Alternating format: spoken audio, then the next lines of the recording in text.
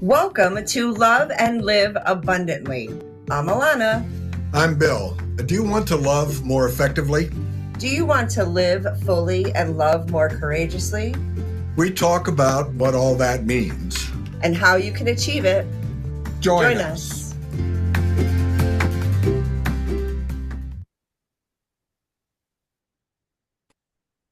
Well, hello, everybody. I'm Bill Mock, and I'm here with Ilona Poka, and we're kicking off another episode here.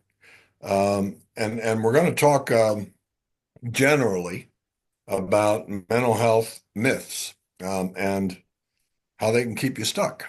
And that's right, isn't it, Ilona? It is correct. Hey, everybody, welcome back. We're happy to have you here.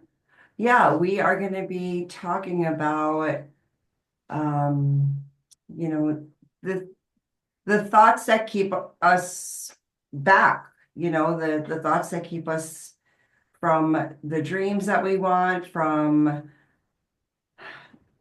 the things that we want, the relationships that we want to have, the financial freedom, I think really everything. Because people, I think that we've just not really been taught that there's an alternative where if you are labeled or you feel a certain way, then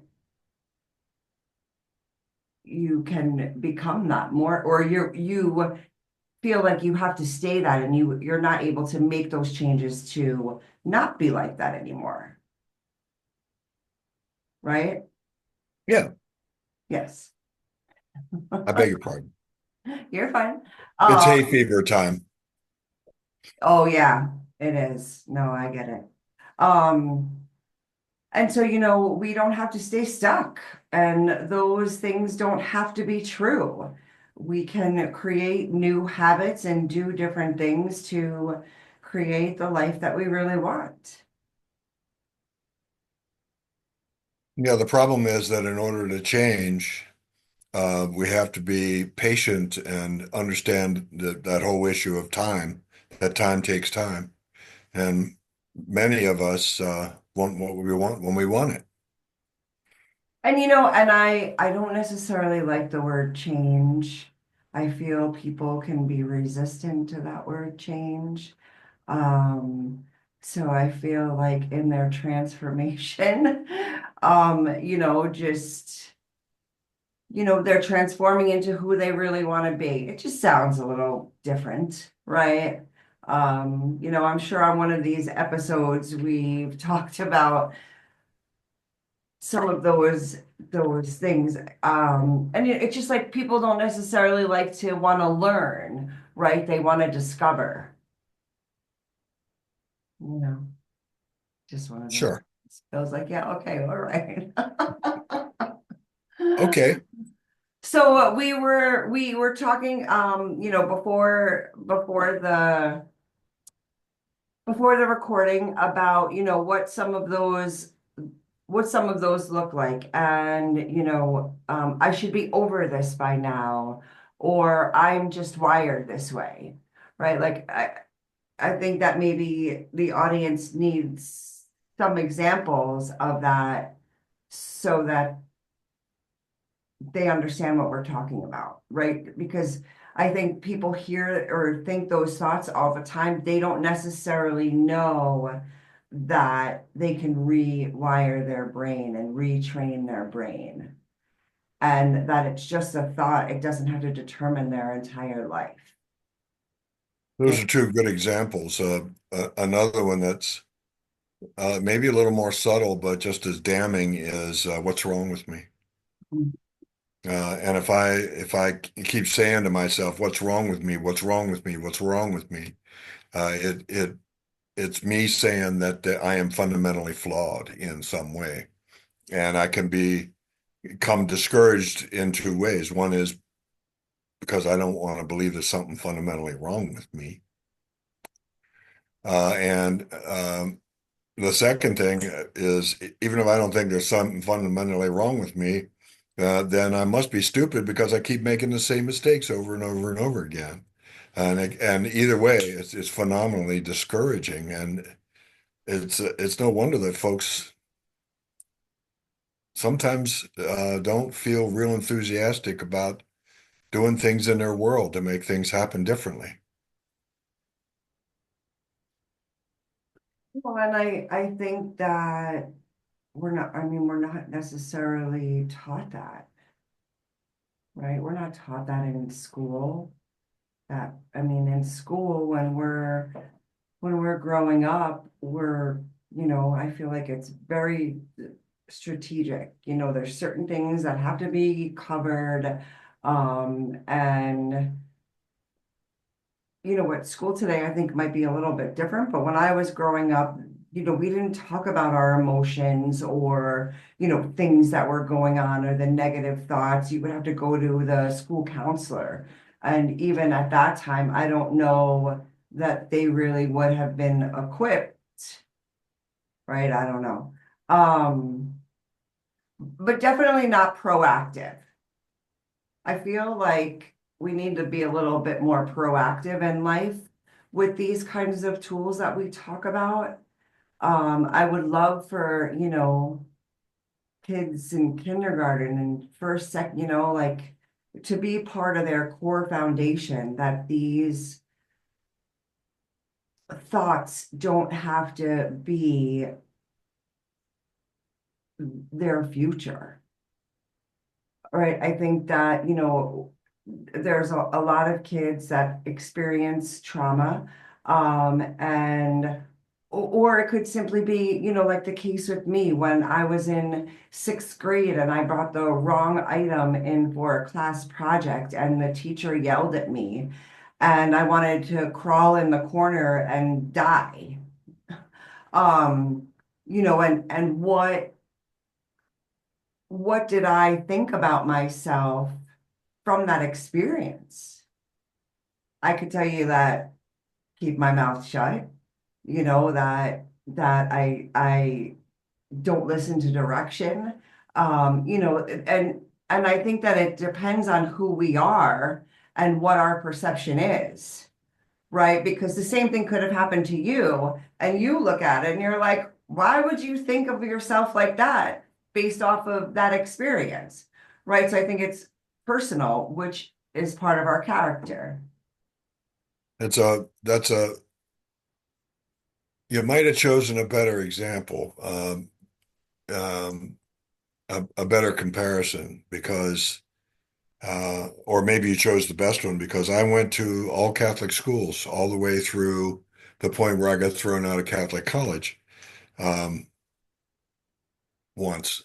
And and part of that is that as a kid in Catholic school, those women in those black dresses, sometimes white dresses if they were teaching home ec, but in those habits, carried a different kind of moral weight, that even more than the lay teachers did. And so much so that if you went home and said, gee, the nun just yelled at me, they'd say, what'd you do wrong? Um, not, oh, let me go talk to that nun. So you hit on some of those kind of subtle but incredibly powerful differences that many of us experience in those day-to-day kind of things. I know that a friend of mine does a lot of work with kids, and God love her, I don't think I could. I think I could, but I just have chosen in 50 years of my career not to deal with kids, especially adolescents, because I think adolescence itself is a diagnosis. But in those early days, there were some really influential people, especially the folks from reality therapy, who made it clear that we could do a lot of that kind of training of people when they're 5, 6, 7, 8, 10 years old, that we could nurture them in a kind of a setting that would bulletproof them against or help them to heal from trauma. But these folks talked about the kind of day-to-day transactions we engage in with kids and how it is that we may be imprinting on kids all kinds of messages that they carry with them all their lives without meaning to. And these folks, my friends, would tell you that maybe the best place to train is the parents and the grandparents and the aunts and the uncles and the other people in their lives who give them messages 24/7, subtle and not so subtle messages about the who they are. One of the Yeah, but you know what though? I mean, yes, I do agree. okay. I mentioned about I feel like parents should have a board of advisories. But no, I disagree with that it won't help them. I feel like even if we can just drop a little bit, of hope or something that even when they are around all of these people, that they can grow up and have a little bit of hope that, okay, I remember back in first grade, different things or tools or that I am worthy or I am deserving, right? So that they have experienced it. So regardless of who they're surrounded by, it's still something they can choose to go back to and use as a tool. That's what I like. Mhm. And Right? as powerful as that is, and as powerful as that is, can it really overcome everything that happened from womb to tomb? I don't think so. No, I, I I don't. think I think it's a contributing variable. No, however, I do think that I don't think it will heal everything.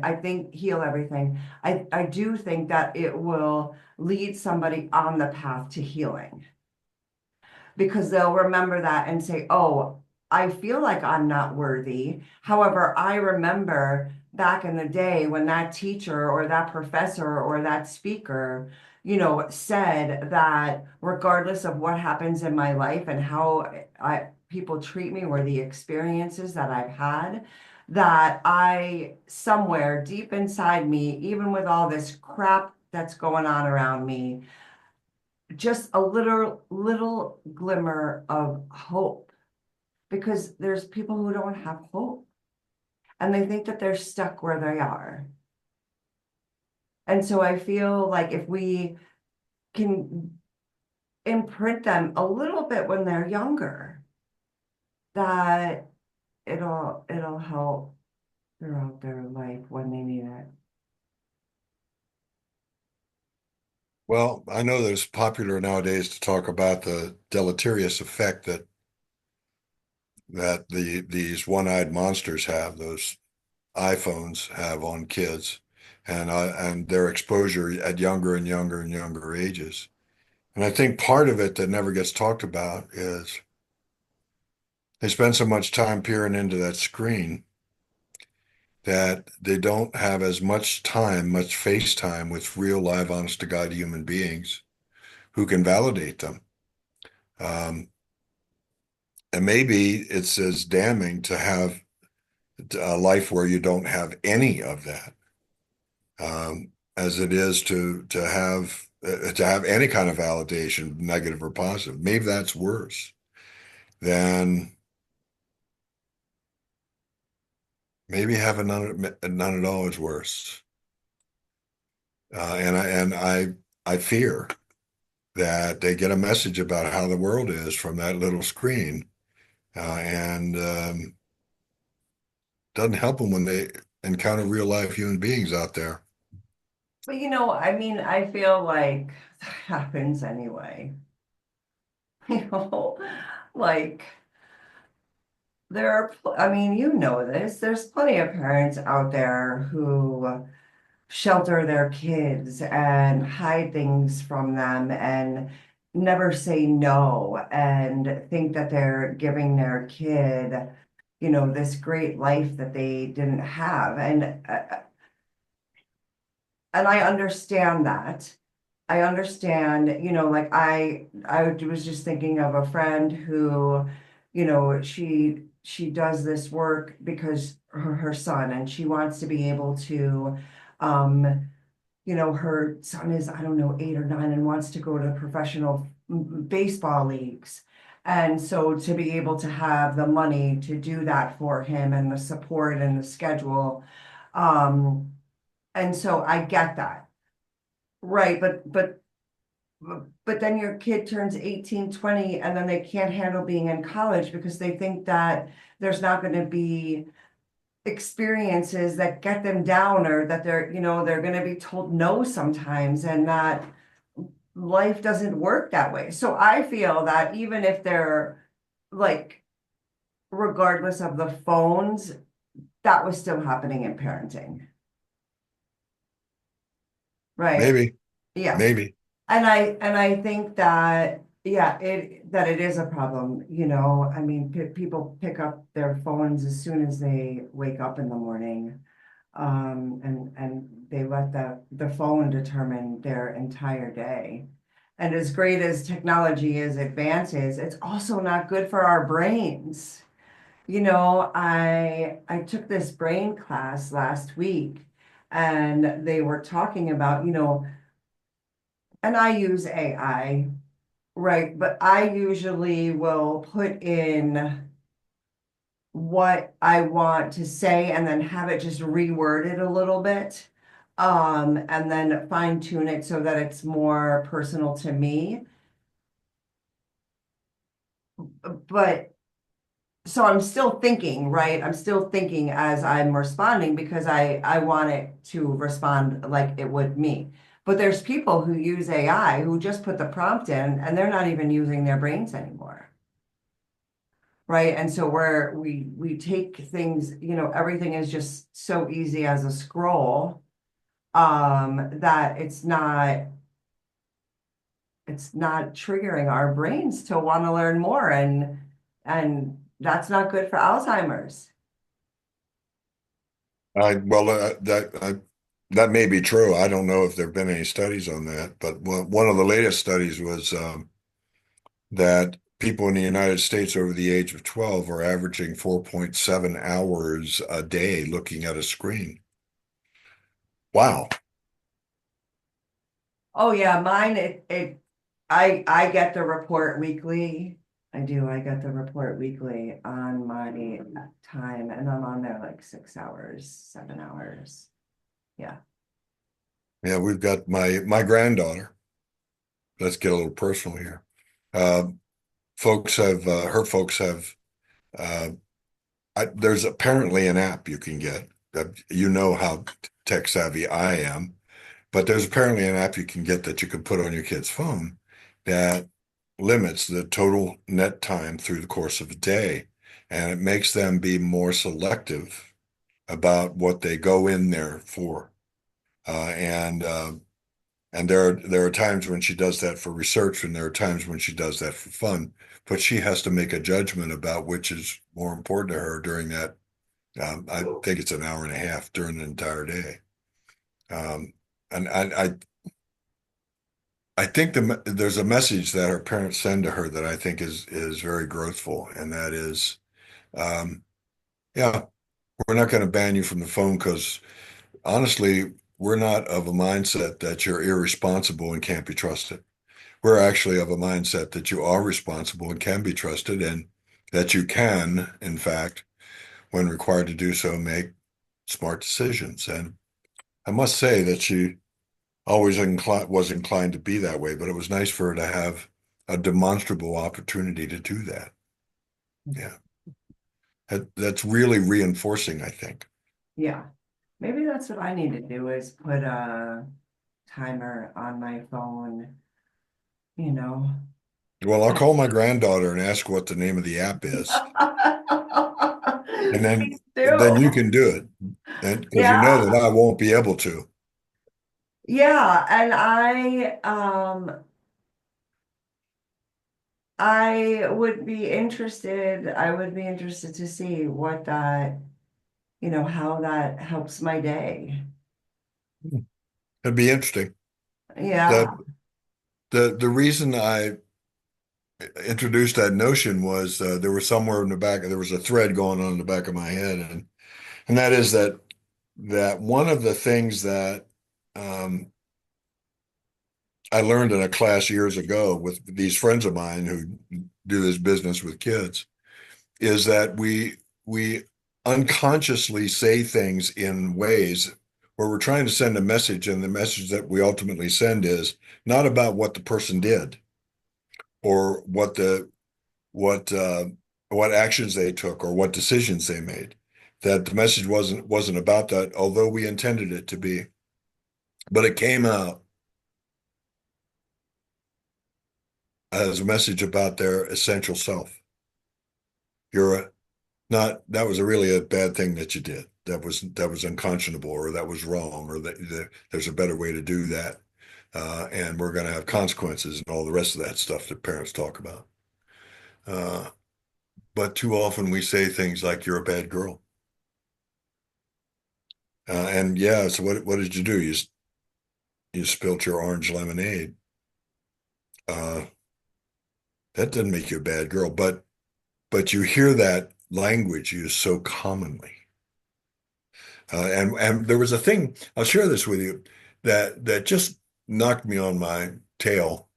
Um, is that when your kid comes to you and is jumping up and down and screaming and yelling or crying or you know being wild and crazy and childish, that parents, I've seen this happen out in public. Parents will put their arms around the kid, thinking to console them, and they say things like, "Don't be sad. Don't be angry. Mm. Don't be crazy. Nice girls don't do that." Those kind of messages. And what they said in the workshop was just get rid of the last word because the essential message is not the full sentence. The essential message is the first two words. Don't be. And so when I said earlier that maybe one of the things we really ought to spend some time on is teaching folks how to be parents and how to give those kind of messages in a way that helps amend behavior, teaches kids how to behave and how to be civilized human beings, and doesn't leave them with an essential message about their worthlessness. Yeah, but that seems like a very big problem. You think? I always thought that if we held a class and advertised it for parents who want to be better parents and wanted to communicate better with their kids, that the only people who would show up were people who were already pretty good at it. That maybe the folks who most need it um, didn't have that experience themselves and don't recognize a more positive alternative than the one they were exposed to. I wonder. Well, I think it's hard to see when you're in it. Yeah. When you're in it, you don't know that's normal. It's normal. It's all you know.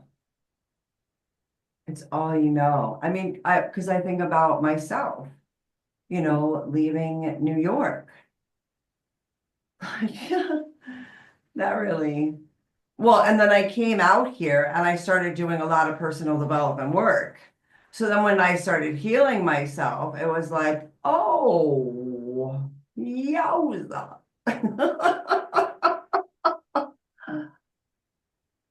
Yeah, it really, that was the trajectory in my life of transformation, was moving out here and moving out of it, because then I really saw it. Yeah. So then you got to ask the question, if New York style was the style you knew, what's the impetus? What's the trigger? makes people step up and say, "Oh yeah, I think I'm going to go some personal development class things. I'm going to read some personal development books, Dyer and all the rest of those folks. Yeah, that's what I'm going to do." And as we just pointed out, that's not a normal way to be. So, what is the trigger? What happens that leads folks to be abnormal for a little while until abnormal becomes normal? Time, patience, consistency, right?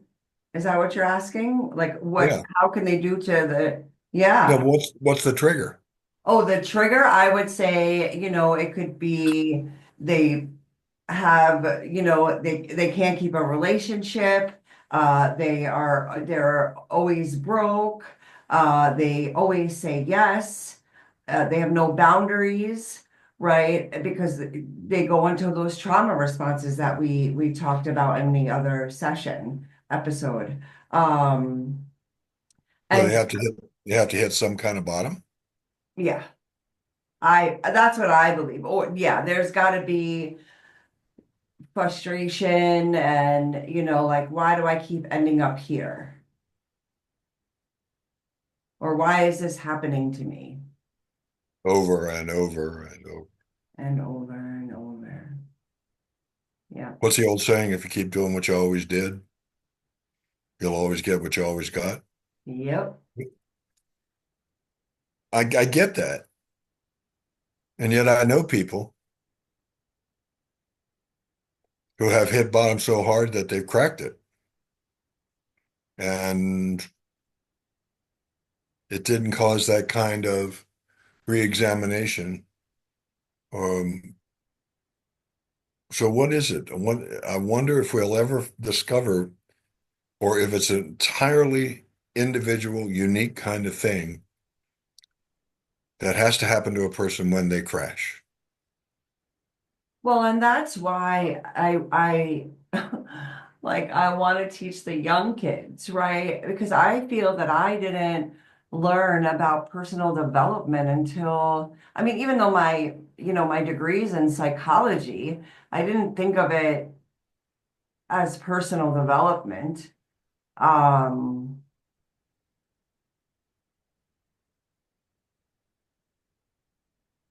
and so that's why I want to teach the kids when they're younger, so that when they do hit rock bottom in early, later in life, that they have it, right? Like even if we just plant the seed, even if we just plant the seed of this can be different, for them to know, because I feel that I wouldn't have known. Like it was a title company marketing rep who told me about this movie, The Secret. Mhm. And then it was like, right? And then I started doing more research and learning about the speakers on The Secret, and oh, to think is to create, and what my thoughts have become my reality, and oh my goodness, like those mini scripts that I have been holding me back in my life. I had no idea how I was holding myself back. And I never had an experience of personal development for. However, if I was younger, perhaps I would have remembered it at some of the traumatic times in my life, right? A little, I don't know. I mean, I feel like it all works out how it should, but I think, especially today, like kids' mental health is not great. And they need to know that there's other tools and techniques and ways of life and different choices that they could make for themselves. If they can't make it as a kid because of their parents, when they grow up, they can figure out a different way and know that they don't have to be like them or experience the same things as them. So, will you allow me to paraphrase what you just said? Sure.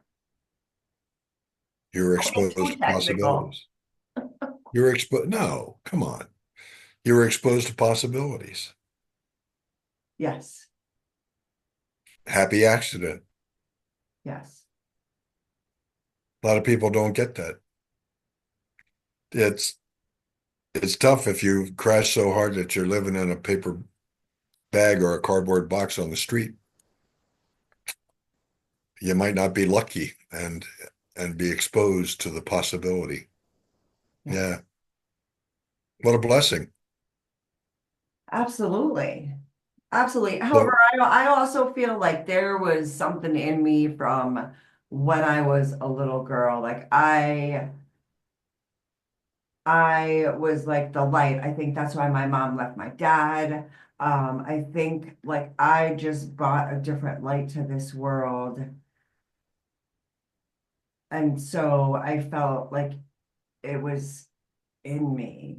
I just, it was a journey. do you I think if I were in your place, I'd send that woman who exposed you to that movie. Every year I'd send her a thank you card. You know, I have thanked her and she's like I don't think she understands my appreciation. However, Mhm. perhaps I should start doing that because it really, I mean, But she doesn't have to. no, no, Nothing like reinforcing your own gains. yeah. Yeah. Yeah, because I Uh, think I even did like a public post on Facebook thanking her. And she was that's like, neat. yeah, yeah. But Too she's, often we don't get a chance to do that. yeah. There have been people in my life who were phenomenally influential, and much of the time I had the chance to say thank you, but not always. And I regret not taking the opportunity. Well, on Um, that note, we are just about at the end of our time of this episode. Actually, I think we're a little bit over, Yes, I think just a few a little minutes. bit. Yeah, just a few minutes. So it's time for me to go into the spiel, which is we really want to hear from you. If you're listening to us, and I hope to God you are, that maybe you could send us feedback or ask us a question or just tell us your own story. And you can do that by emailing us at hello@truthbetold.world. Did I get that right? You absolutely did. So it's hello@truthbetold.world. And Looking that forward to is hearing from you. and that is a perfect example of how I rewired Bill's brain.